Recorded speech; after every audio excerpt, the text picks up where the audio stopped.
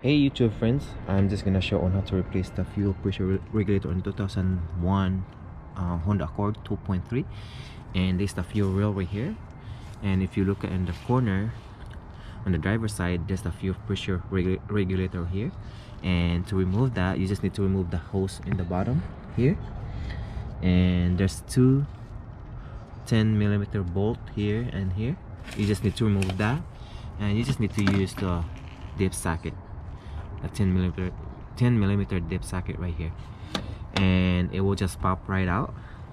And this is my old one, and you just need to make sure you have the o-ring here and before you put the new one back in, and then double check if it's the fuel is not leaking.